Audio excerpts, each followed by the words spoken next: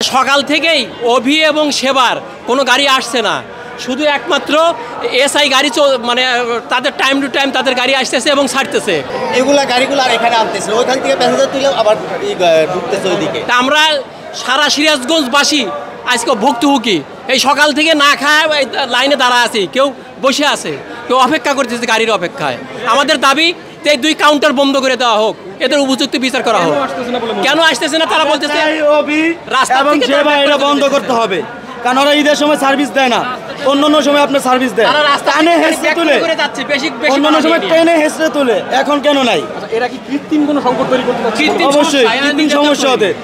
SI তো আপনার ঘন্টা ঘন্টা সার্ভিস দিচ্ছে, তাহলে ওদের কেন গাড়ি নেই? সমতুল্য কাউন্টার, তাহলে ওদের কেন গাড়ি থাকবে না ভাই? জ্যামজটের দোয়াই দিবে, জ্যামজট থাকলে ওরা কিভাবে আসে? যে যেমন পারে ওই রকম করে নিচ্ছে। জ্যামজট থাকলে এসআই কিভাবে আসে? তাহলে ওবিআর অবশ্যই ওদের চক্রান্ত আছে।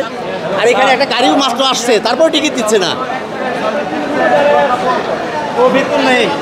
কবি নেই, সেবা মাত্র সকাল থেকে এই পর্যন্ত একটা গেল। এসআই কি আমরা এই যে এতটি মানুষ সকাল থেকে ভোগে, মানে কেউ মহিলারা ওয়াশরুমে যেতে পারছে না, খাতে পারছে না, বাচ্চা বলবার নিয়ে এত কষ্ট করে কীভাবে যাবে?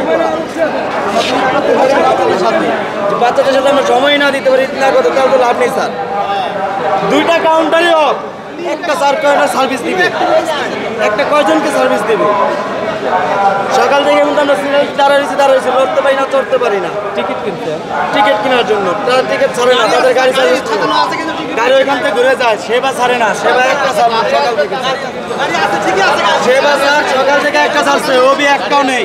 এটা আমরা চাই সুন্দর বিচার হোক, এটা তদন্ত হোক, কেন এরকম হচ্ছে।